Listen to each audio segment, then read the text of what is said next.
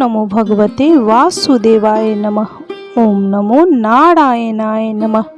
जय श्री कृष्ण, जय श्री कृष्ण, जय श्री कृष्ण। ज्येष्ठ मास की शुक्ल दशमी को गंगा दशहरा मनाया जाता है।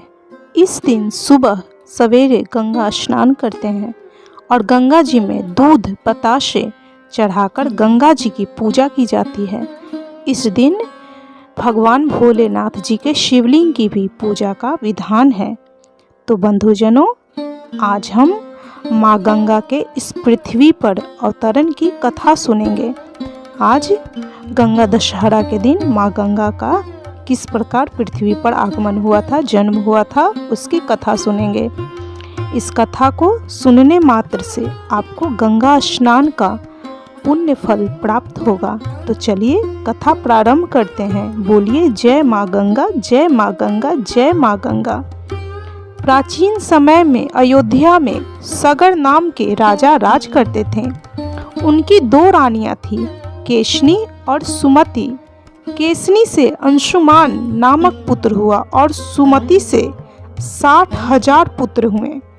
एक बार राजा सगर ने अश्वमेघ यज्ञ किया। यज्ञ की पूर्ति के लिए एक घोड़ा छोड़ा। यज्ञ को भंग करने के इरादे से भगवान इंद्रदेव ने घोड़े को कपिल मुनि के आश्रम में बांध दिया। राजा यज्ञ के घोड़े को ढूंढने के लिए अपने 60,000 पुत्रों को भेजते हैं। घोड़े को ढूंढते हुए वह कपिल मुनि के आश्रम में पहुंचते हैं और घोड़े को वहां बंधा पाते हैं। उस समय कपिल मुनि तपस्या कर रहे थे।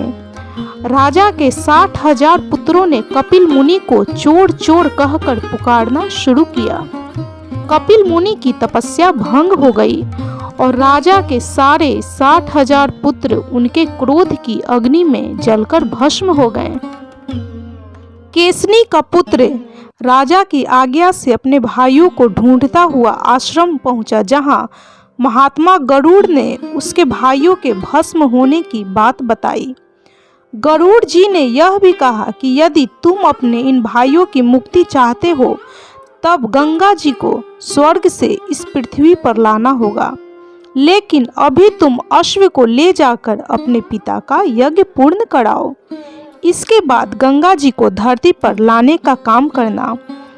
अंशुमान यज्ञ मंडप में घोड़े को ले जाता है और राजा सगर से सारी बात कहता है। महाराज सगर की मृत्यु के बाद अंशुमान गंगा जी को पृथ्वी पर लाने के लिए तप करते हैं, लेकिन वह सफल नहीं होते। उनकी मृत्यु के पश्चात उनका पुत्र दिलीप भी गंगा जी को लाने के लिए तपस्या करता है, लेकिन उसे भी सफलता नहीं मिलती। अंत में दिलीप के पुत्र भागीरथ गंगा जी को पृथ्वी पर लाने के लिए गोकर्ण तीर्थ में जाकर ब्रह्मा जी को प्रसन्न करने के लिए कठोर तप करते हैं। तपस्या करते करते जब कई वर्ष बीत जाते हैं तब ब्रह्मा जी प्रसन्न होते हैं और गंगा जी को पृथ्वी पर ले जाने का वरदान देते हैं। अब समस्या यह थी कि ब्रह्मा जी के कमंडल से निकलने के बाद माँ गंगा के वेग को कौन संभालेगा। ब्रह्मा जी कहते हैं कि भूलोक पर भगवान भोलेनाथ शंकर के अतिरिक्त कोई नहीं है जो माँ गंगा के वेग को संभाल सके। भागीरथ जी पैर के एक अंगूठे पर खड़े होकर भगवान भोलेनाथ शंकर की आराधना करते हैं। उनकी कठोर तपस्या से प्रसन्न होकर भगवान भोलेनाथ शंकर जी गंगा जी के वेग को अपनी जटाओं में संभालने के लिए तैयार हो जाते हैं। गंगा जी जब देवलोक से पृथ्वी की ओर बढ़ती हैं, तब उनकी धारा को भगवान भोलेनाथ शंकर जी अपनी जटाओं में समेट लेते हैं और कई वर्षों तक गंगा जी को शिव की जटाओं से बाहर आने का मार्ग नहीं मिल पाता है। तब भागीरथ जी दोबारा शिव जी से विनती व आग्रह करते हैं। तब वह गंगा जी को मुक्त करने के लिए तैयार हो जाते हैं। इस तरह से शिव की जटाओं से छूटकर गंगा जी हिमालय की घाटियों में कलकल करती हुई मैदानी इलाके की ओर बढ़ती हैं। जिस रास्ते से गंगा जी जा रही थी उसी राह में ऋषि जहनु का आश्रम था। तपस्या में विघ्न होता देख वे गंगा जी को पी जाते हैं।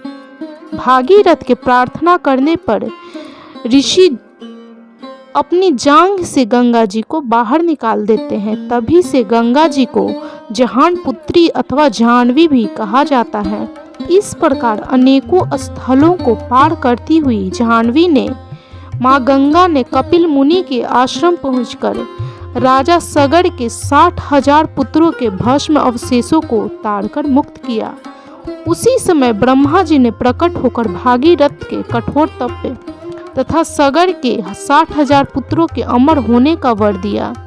साथ ही घोषित किया कि तुम्हारे नाम पर गंगा जी का नाम भागीरथी होगा।